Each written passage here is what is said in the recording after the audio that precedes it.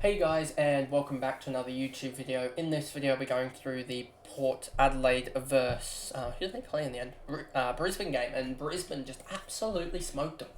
So yeah, a really odd game, I guess, in the end, as I thought Port would give more of a contest, but I guess they are a new side, and I don't think they really strengthened as much as other of the last four inclusion sides to make up the 18 team comp, like the Swans, I think the Hawks as well. Some of those teams really did strengthen. I don't think Port really strengthened as much as those, and I think that's why they're getting found out a little bit. But we'll wait and see until they really those sides like play each other, as I think that'll give the best metric for improvement and etc. like that. As Port just went down by 50 points in the end. But before we get into the video, oopsie, wrong button. I love my hotkeys, but they don't seem to want to work in the right way. Before we get into the video, remember to like and subscribe, turn the notification bell on so you know when I upload, and let's get into the video with the actual button. And my hotkeys didn't want to work, so they have it live, I guess almost live editing or live bloopers are coming to the channel at the moment. That seems to be what happens when I have the recording studio open for a long while, is that the hotkeys seem to not want to work after a couple of sets of recording, so probably need to find a way to fix that or something. But anyway, moving on to the actual game review. Schultz is the biggest miss, I think, for me this year. Just absolutely missed her. Went for the number one pick in Hoare and Davies, and just missed Schultz. If I had gone Schultz, I would have had 30k in my back pocket and two really good, strong performances. So I could look at her, could look at Moffat as well. I think those are the two girls that I'm looking for in the ruck. If I can get to them, as well as getting Rowbottom or Whitford, then I think that's a big win. As I do need to, unless Davey has a really good performance. If Davey has like an 80 performance, then I'm fine holding her and fielding her over Schultz, as that's not too much lost there. So 82 from her was absolutely huge, and she really came alive, I think, in the second and third quarter from memory. No, it was the third quarter that she came alive. I thought she had a slower start to the first. She must have ended it pretty strong from what I remember. And then, that third quarter 30 just really did a massive dent into me. And then Phillips going away with only 6 in that quarter didn't help out at all. Foley here, 67, 15 touches and a goal, so she did really well. Phillips, 55, just didn't get on the ball as much. Don't know if I was really watching this game too much. Was this game on at the same time as another game? Let me just check that. This game was on at the same time as the Swans game, which we'll get into the recap of that tomorrow. So I wasn't watching this game as much. It seems like Brisbane like to play at the same time as the Swans, so hopefully I actually get to watch some Brisbane game in totality, because when do they play? Don't tell me they play. I will be able to watch it because they play the Swans next week. So I'll be watching that game, and then do they go back to playing the Swans and Brisbane at the same time? Do they do that? Don't tell me they do that again. Please just say that they. Then they have the Swans at for a 5 on Friday. Wow, that's a really weird set of games on Friday, 29th of September. They have 4 sets of games there on a Friday. That must be the grand final weekend that they do that. And then they go back to almost trying to overlap the Swans with the Brisbane again. This is Swans and Brisbane. You're never going to catch them again. And then they play right after again. So, and then they play them right after. I don't think they're separated by much more than about an hour. Any of the Swans games, except for 2, it looks like here. And then watch them put them on the same time again. So the Swans and Brisbane play within 2 or 3 hours of each other on about 7 or 8 of these games, including 2 or 3 where they actually play at the exact same time, that 105 slot, or 3, I think it's 105 slot on the Saturday. So I'm not going to get much of the Brisbane analysis this year, so sorry about that, guys. And whoever plays against them isn't going to get as much analysis.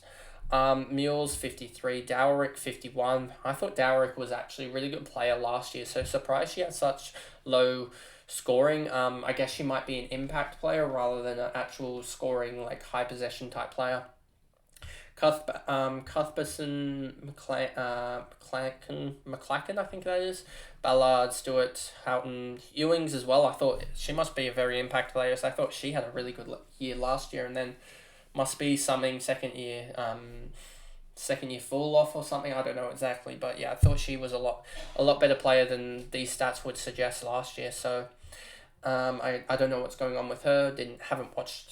I watched the first Adelaide game at Port game and didn't really notice anything wrong with them. As we see, just looking through it, Dowrick got a 87, and whereas Ewing's got a 54. So Ewing's only had is that 11 touches or 12 touches? 12 touches. So yeah, just a weird one there that she seems a little bit off. Only 20 touches in the 2 games so far.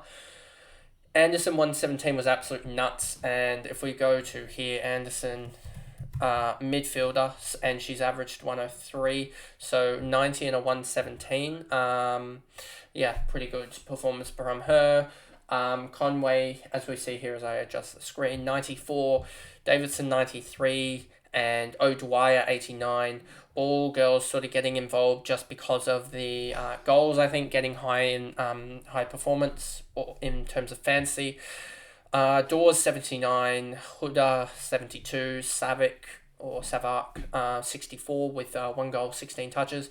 Hickey just hasn't really performed well, and I'm sort of glad that I got out of her because I think there's a lot more value going rookies with how volatile this cash growth is.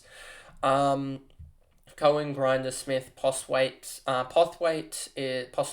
is actually pretty good, and I could look at going someone really small in the forward line in terms of price wise. Let me go round points. You got Brescantano, or I butchered that name.